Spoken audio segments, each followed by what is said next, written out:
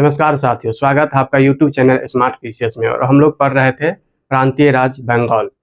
तो बंगाल का स्वतंत्र राज्य की स्थापना करते हैं मुर्शिद कुली खां, और उसके बाद बनते हैं शुजाउद्दीन, फिर सरफराज, उसके बाद बनते हैं अलवर्दी खां। अलवर्दी खां और सरफराज दोनों के बीच 1740 में गिरिया का युद्ध होता है, जिसमें सरफराज हार जाते हैं और अलवर्दी खां जीतते हैं। ठीक है, फिर उसके बाद अलवर्दी खां का दामाद सिराजुद्दौला बनते हैं बंगाल के नवाब। और इसी के समय एक महत्वपूर्ण घटना होती है प्लासी का युद्ध 1757 में। यह युद्ध होता है अंग्रेज और सिराजुद्दौला के बीच, जिसमें अंग्रेजों ने सिराजुद्दौला के खिलाफ षड्यंत्र किया था, जो भी उसका सेनापति थे और उसका दीवान, उसकी मौसी वगैरह सबके साथ मिलके। तो इसी में मीर जाफर उसका प्रधान सेनापति होते हैं। तो अंग्रेज जब इसे नवाब बनाने का मतलब उपहार देते हैं, तो उसे बोलते हैं कि अंग्रेज कि मुझे तुम्हें 24 परगना देना होगा। तो वैसा करते भी मीर जाफर जब नवाब बनते हैं तो अंग्रेज को 24 परगना देते हैं। तो आइए हम लोग मीर जाफर से इस चैप्टर की फिर से शुरू करते हैं। तो देखते हैं कि मीर जाफर नवाब बनते हैं 1757 से 1760। ठीक है, और अपने नवाब काल में मीर जाफर केवल अंग्रेजों के ही मांग पूरा करते हैं, पर वह मांगों को पूरा नहीं कर पाया। तो अंग्रेजों ने नवाब को बदलने का निश्चय किया, क्योंकि नवाब अंग्रेजों का कठपुतली मात्र था। तो ये हुआ, ये जब मीर जाफर नवाब बनते हैं तो मीर जाफर केवल अंग्रेज के ही मांग पूरा करते रहते हैं। ठीक है, और जब वो मांग नहीं पूरा कर पाते तो अंग्रेजों ने नवाब को बदलने का निश्चय किया, क्योंकि अब नवाब अंग्रेजों का कठपुतली बन चुका था। ठीक है, तो यही है मीर जाफर का, इतना ही पूछेगा। उसके बाद फिर मीर जाफर नवाब बनते हैं मीर कासिम के बाद 1763 में। ठीक है, तो फिर हम देखते हैं उसके बाद उसका दामाद बनता है मीर कासिम। इसका दामाद रहता है मीर कासिम, वो नवाब बनते हैं 1760 से 1763। तो नवाब मीर कासिम और अंग्रेज में समझौता होता है कि नवाब बनने के बाद मिदनापुर और चटगांव दीवानी अंग्रेज को सौंप दी जाए, तो जो करता भी है नवाब बनने के बाद। राजधानी परिवर्तन, तो इसके समय यह एक महत्वपूर्ण घटना थी। मुर्शिदाबाद से मुंगेर राजधानी परिवर्तन करते। तो मुर्शिदाबाद मुर्शिद कुली खां किए थे, जो बंगाल का स्वतंत्र राज्य का स्थापना किए थे, और उसके बाद मुंगेर करते हैं मीर कासिम। तो ये ध्यान रखेगा, मुंगेर कौन करते हैं? मीर कासिम। क्यों मुंगेर करने का रीजन क्या था?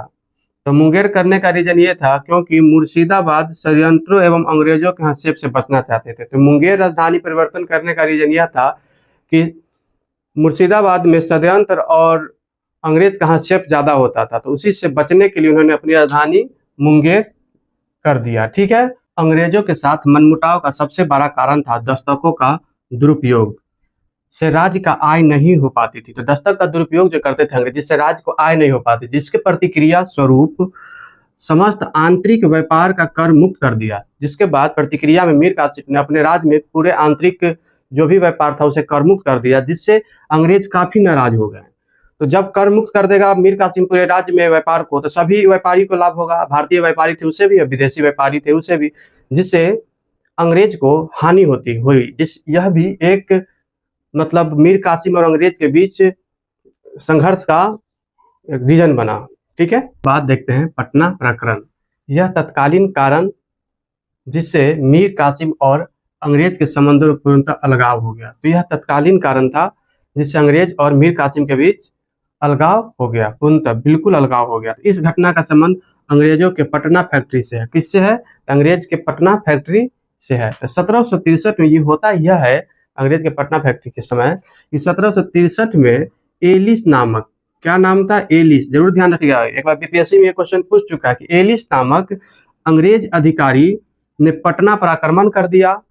जब एलिस नामक अंग्रेज अधिकारी पटना पर आक्रमण करते हैं तो मीर कासिम केवल उसे पराजय ही नहीं करते, बल्कि उसके साथ कई अंग्रेज अधिकारी को बंदी बना लेते हैं।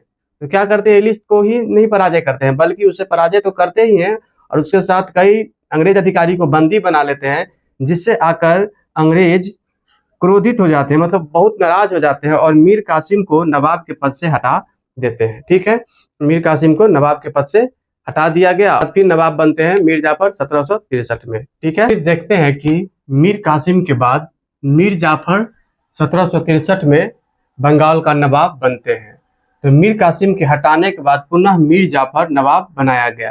ठीक है, और इसके बाद होता है बक्सर का युद्ध। सबसे इंपोर्टेंट घटना होती है इस समय बक्सर का युद्ध, 22 अक्टूबर 1764 को होती है। कब होती है? 22 अक्टूबर 1764 को। ठीक है, तो यह युद्ध अंग्रेज और अवध के नवाब जो होते हैं शुजाउद्दौला, शाह आलम द्वितीय उस समय मुगल सम्राट, और बंगाल के पूर्व नवाब मीर कासिम, यही मीर कासिम जब इसको नवाब के पद से हटाया जाता है बंगाल में, तो वह अपने नवाब के पद वापस पाने के लिए युद्ध करते हैं, जिसके द्वारा यह शुजाउद्दौला के पास जाते हैं और पैसे से सैन्य मदद इससे मांगते हैं। ठीक है, शुजाउद्दौला से। और शुजाउद्दौला दिल्ली में मुगल सम्राट के वजीर भी थे। ठीक है, तो इसलिए नवाब मीर कासिम को दिल्ली के सैन्य मतलब जो मुगल सम्राट का सैनिक बल था उसका भी सहयोग मिलता है। तो इस तरह से देखते हैं कि बक्सर का युद्ध होता है जिसमें एक तरफ अंग्रेज और एक तरफ शुजाउद्दौला, शाह आलम द्वितीय मुगल सम्राट और बंगाल के पूर्व नवाब मीर कासिम था। और इस युद्ध का परिणाम यह होता है कि इसमें अंग्रेज जीत जाते हैं। ठीक है, और इस समय अंग्रेजी सेना का नेतृत्व हेक्टर मुनरो कर रहे थे। ये सभी ध्यान रखिएगा, नाम जितना भी नाम है सभी याद रखिएगा, क्योंकि इस में से एक क्वेश्चन जरूर रहते हैं किसी न किसी एग्जाम में। ठीक है, और इस समय बंगाल के गवर्नर थे वेंसी टाट। ठीक है, तो बंगाल के गवर्नर वेंसी टाट, अंग्रेजी सेना का नेतृत्व कौन कर रहे थे? Hector Munro. और इस युद्ध का परिणाम क्या होता है कि अंग्रेज का विजय हुआ और भारतीय शक्ति का निर्णायक पराजय हुई।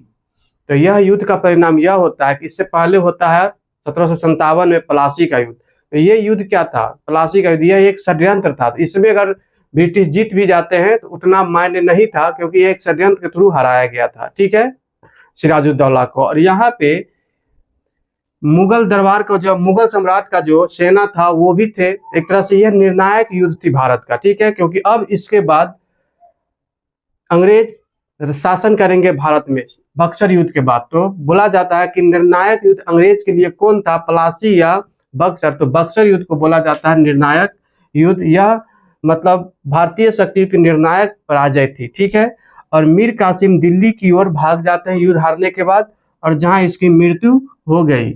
और शाह आलम द्वितीय जो मुगल सम्राट थे वो आत्मसमर्पण कर देते हैं। ठीक है, उसके बाद बनते हैं नासुद्दौला। 1765 में नजमुद्दौला बंगाल का नवाब बनते हैं। तो 1765 के प्रारंभ में मीर जाफर के मृत्यु के बाद तत्पश्चात उसके पुत्र, तो कौन था? उसका पुत्र था नजमुद्दौला, जो बंगाल का नवाब बनता है मीर जाफर की मृत्यु के बाद। ठीक है, तो इस समय लॉर्ड क्लाइव जो पहले गवर्नर थे बंगाल के, वह पुनः गवर्नर बन के बंगाल आते हैं। पुनः गवर्नर बंगाल आते हैं। लॉर्ड क्लाइव 1757 से 60 तक 1757 से 60 तक गवर्नर रहते हैं प्लासी युद्ध के समय। उसके बाद यह पुनः नजमुद्दौला के समय में गवर्नर जनरल बनकर भारत आया। 1765 से 67 इस समय ये रहते हैं भारत में। ठीक है, तो इसके समय ही इलाहाबाद की दो संधि होती है। नजमुद्दौला के समय ही इलाहाबाद की दो संधि होती है। तो प्रथम संधि होता है 12 अगस्त 1765 को। तो 12 अगस्त 1765 को। तो इस संधि में शामिल कौन कौन से लोग थे? तो देखिए, शामिल पक्ष थे लॉर्ड क्लाइव, ये अंग्रेज की तरफ से थे, और शाह आलम द्वितीय और बंगाल के नवाब नजमुद्दौला, ये तीनों लोग इसमें शामिल थे इलाहाबाद की पहली संधि में। ठीक है, तो इसमें हुआ क्या? इलाहाबाद की संधि में क्या बात हुई थी? अंग्रेजों के पक्ष में क्या बात हुआ था? शाह आलम द्वितीय के जरिए बंगाल, बिहार और उड़ीसा की दीवानी अंग्रेजों को सौंप दी गई।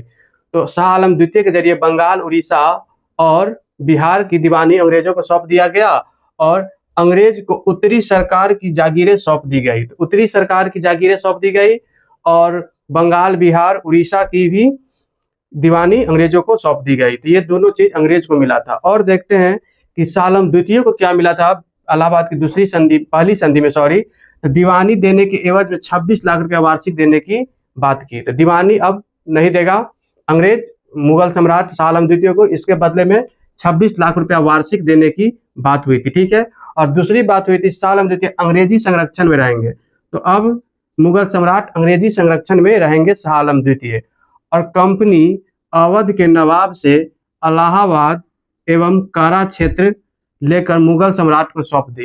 इलाहाबाद का कारा क्षेत्र लेके मुगल सम्राट शाह आलम द्वितीय को दे देते हैं। उस समय इलाहाबाद का नवाब थे शुजाउद्दौला, और दूसरी संधि होती है लॉर्ड क्लाइव और शुजाउद्दौला के बीच, जिसे हम लोग अभी देखते हैं। इलाहाबाद की दूसरी संधि देखते हैं जो 16 अगस्त 1765 को हुआ था। तो पहली संधि 12 अगस्त को हुआ था और दूसरी संधि 16 अगस्त को, 4 दिन बाद। तो इस संधि में शामिल पक्ष कौन थे? तो दूसरी संधि में शामिल पक्ष थे लॉर्ड क्लाइव जो बंगाल के गवर्नर थे और शुजाउद्दौला अवध का नवाब। ठीक है, तो ये दोनों के बीच में ये संधि हुई थी, इलाहाबाद की दूसरी संधि लॉर्ड क्लाइव और शुजाउद्दौला के बीच। ठीक है, तो इस संधि में कंपनी को क्या मिला वो देखते हैं। तो कंपनी के संदर्भ में अवध के क्षेत्र में कर मुक्त व्यापार की अनुमति मांगी गई अंग्रेज के द्वारा। तो शुजाउद्दौला से अवध के क्षेत्र में कर मुक्त व्यापार की अनुमति मांगा जाता है और 50 लाख रुपया युद्ध क्षतिपूर्ति की मांग। जो बक्सर का युद्ध हुआ था तो उसमें जो क्षति हुई थी उसके लिए 50 लाख रुपया युद्ध क्षतिपूर्ति की मांग अंग्रेज करते हैं और चुनार का दुर्ग में एक ब्रिटिश रेजिमेंट रहेगा। ठीक है, तो यह एक प्रकार से चुनार का दुर्ग एक ब्रिटिश रेजिमेंट में रहेगा। तो यह एक प्रकार से सहायक संधि की शुरुआत थी। जो सहायक संधि विलेजली के दौर में एक चरम बिंदु पे चले जाते हैं, तो उसकी शुरुआत हम यहीं से देख सकते हैं। इलाहाबाद की दूसरी संधि से चुनार का दुर्ग एक ब्रिटिश रेजिमेंट में रहेगा। तो इसे हम कह सकते हैं सहायक संधि की शुरुआत, सहायक प्रारंभ। ठीक है, एक तरह से सहायक संधि की प्रारंभ थी। ये चुनार का दुर्ग एक ब्रिटिश रेजिमेंट में रहेगा। ठीक है, उसके बाद देखते अवध के संदर्भ में। तो अवध को क्या मिला? अवध के नवाब को अपना राज्य वापस मिल गया। अवध के नवाब को अपना राज्य वापस मिल गया और वाराणसी गाजीपुर का क्षेत्र भी अवध के अधीन मान लिया गया, लेकिन वहां का स्थानीय अधिकार राजा बलवंत सिंह को ही रहने दिया गया। कारण यह था कि राजा बलवंत सिंह अंग्रेजी संरक्षण में थे। ठीक है, तो इस तरह से हम लोग देखते हैं इलाहाबाद की पहली संधि और इलाहाबाद की दूसरी संधि। तो इलाहाबाद की संधि में शाह आलम द्वितीय को जरिए बंगाल, बिहार, उड़ीसा में दीवानी मिलता है और इसके जरिए इलाहाबाद की दूसरी संधि में कर मुक्त व्यापार अवध में मिल जाता है। और शाह आलम द्वितीय को इलाहाबाद का और कारा क्षेत्र मुगल सम्राट को दे दिया जाता है, और जबकि अवध के नवाब को अपना राज्य वापस मिला दूसरी संधि में, लेकिन इलाहाबाद और कारा क्षेत्र नहीं मिलता है क्योंकि यह मुगल सम्राट को दे दिया गया था। तो इसे ध्यान रखिएगा, अवध के नवाब को अपना राज्य वापस मिला लेकिन इलाहाबाद और कारा क्षेत्र नहीं मिलता है क्योंकि यह मुगल सम्राट को अंग्रेज दे देते हैं पहली संधि में। ठीक है, तो इसे ध्यान रखिएगा। हैं बंगाल में द्वैत शासन, जिसकी शुरुआत लॉर्ड क्लाइव 1765 में करते हैं और वारेन हेस्टिंग्स जब गवर्नर जनरल बनते हैं तो ये उसे समाप्त करते हैं। तो 1765 से लेकर 1772 तक द्वैत शासन का काल बंगाल में रहता है। तो बंगाल में नजमुद्दौला के साथ यह समझौता होता है। ठीक है, अब अंग्रेज के पास प्रशासन और दीवानी अधिकार रहेगा। तो द्वैत शासन में ये होता है कि प्रशासन और दीवानी का अधिकार अंग्रेज के पास हो जाता है। तो प्रशासन तो आप समझ रहे हैं, दीवानी में हो गया जैसे कि राजस्व वसूली और जो भी पैसा का लेन देन होगा वो अंग्रेज देखेगा। तो प्रशासन और दीवानी ये दोनों अंग्रेज देखेंगे और निजामत मतलब राज्य में आंतरिक शांति, फौजदारी और न्याय ये कौन देखेंगे? तो ये नवाब देखेंगे। ठीक है, तो इसी को द्वैत शासन कहा गया, इस व्यवस्था को द्वैत शासन का रूप दिया गया। तो इसके पास क्या था? राजस्व। ठीक है, और इनके पास था आंतरिक शांति, आंतरिक शांति, न्याय, ये सब किसके पास था? नवाब के पास था। ठीक है, तो इसे ही निजामत अधिकार कहा गया। ठीक है, तो दीवानी अधिकार और प्रशासन का हो गया अंग्रेज के पास और निजामत मतलब आंतरिक शांति और न्याय वगैरह का हो गया नवाब का। ठीक है, तो इसी व्यवस्था को द्वैत शासन कहा गया। आगे देखते हैं कि दीवानी प्रशासन के लिए अंग्रेजों और अंग्रेज की ओर से 3 प्रतिनिधि नियुक्त किए गए। ठीक है, तो दीवानी प्रशासन के लिए अंग्रेज की ओर से 3 प्रतिनिधि नियुक्त किए गए। तो कहाँ कहाँ किए गए? तो उनको दीवानी प्राप्त था बिहार, बंगाल, उड़ीसा में। तो बंगाल, बिहार और उड़ीसा। ठीक है, तो बंगाल में किसे नियुक्त किए थे? तो मोहम्मद राजा खां। तो बंगाल में कौन थे? मोहम्मद राजा खां, और बिहार में राजा सिताब राय और उड़ीसा में राय दुर्लभ। तो इस नाम को जरूर याद रखिएगा क्योंकि एग्जाम में डायरेक्ट क्वेश्चन इससे पूछ लिया जाता है। ठीक है, उसके बाद देखते हैं द्वैत शासन का प्रभाव क्या पड़ा भारत पे। ठीक है, तो द्वैत शासन से भारतीयों की आर्थिक दुर्दशा हुई, मतलब बहुत खराब स्थिति हुआ इससे भारतीयों पे पड़ा। ठीक है, और इस दौरान बड़े स्तर पर भारतीय धन बाहर भेजे गए। बड़े स्तर पर भारतीय धन को बाहर भेजा गया, जिसे के.एम. पनिकर ने इस दुर्दशा को लूट का काल कहा। क्या कहा था? लूट का काल। कौन कहते? के.एम. पनिकर। इसे भी ध्यान रखिएगा, कि द्वैत शासन के प्रभाव पे जो बड़े स्तर पर भारतीय धन बाहर भेजा गया, जिसे के.एम. पनिकर ने लूट का काल कहा था। ठीक है, तो इस तरह से हम लोगों ने बंगाल को देख लिए। और आप लोग को यह वीडियो कैसा लगा कमेंट बॉक्स में ज़रूर बताएं, और कोई परेशानी हो तो कमेंट जरूर करें। जुड़ने के लिए धन्यवाद।